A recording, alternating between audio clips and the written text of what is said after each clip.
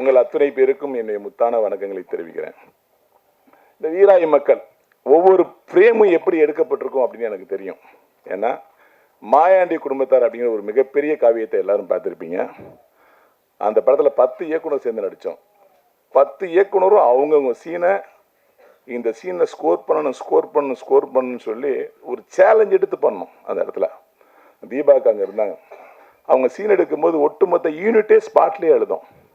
இது உண்மை, இது யாருமே மறுக்க முடியாது. அந்த மாயாண்டி குடும்பத்தாரில் மாயாண்டி மவனும் புருபண்டு போயிட்டான்னு ஒரு கதருவாங்க நடு ரோட்டில் உட்காந்துட்டு. அந்த சீனு அந்த படத்தையே அப்படி ஒலிக்கிருச்சு. அப்படி ஒரு ஆழமான நடிப்படை வழங்கினவங்க தான் அவங்க. மாயாண்டி குடும்பத்தில் எவ்வளோ பேர் பிஸியானவன்னு தெரியாது, தீபாக்கா பயங்கர பிஸி. அதுலேருந்து அந்த படத்தில் பார்த்தீங்கன்னா நான் ஒரு ரத்தமும் சதையுமா, நான் மதுரை மண்ணில் அந்த கேரக்டரை எப்படி பண்ணுவாங்கிற விஷயத்த ரத்தமும் சதையுமாக கண்ணில் மீசையில் உதரில் அப்படி தொடையை தட்டி நோலி மேனன்னு சொல்கிற வசனம்லாம் இன்றைக்கி உசிலம்பட்டி மதுரை ஏரியாக்கள் அந்த படத்தை ஒவ்வொரு சீடியும் வாங்கி பார்த்துட்டு இன்றைக்கி அந்த படத்தை 50 தடவை 60 தடவை 100 தடவை பார்த்தவங்களாம் இருக்காங்க. இங்கே சென்னையில் ஆட்டோ ஓட்டுற ஒவ்வொரு டிரைவர்ஸும் போகும்போது அண்ணே 1000 ரூபாய் படம் பண்ணுங்கண்ணே, அந்த படத்தை நான் குடும்பத்தோடு பார்ப்போம்னே, ஊர்னா வந்ததுண்ணே, ஊர்னா வர்றப்பெல்லாம் அதானே பார்ப்போம்னே, எங்கள் அண்ணன் தம்பியில் அந்த படத்தை பார்த்தா நான் ஒன்று சேர்ந்தோம், அடிச்சுட்டு தெரிஞ்சோம்னே, இப்படி பேசுவாங்க. அந்த மாதிரி ஒரு காவியம் மாயாண்டி குடும்பத்தார். அதற்கு ஈடையான வெற்றியை அந்த வீராய் மக்கள் பெரும் நான் நம்புகிறேன். ஏன்னா 150 கோடி 500 கோடி 1000 கோடி சினிமாவை பற்றி சமூக வலைதளங்களை பார்க்கும்போது சின்ன படங்களுக்கெல்லாம் ஒரு பேதியும் ஏற்படுறது உண்மை.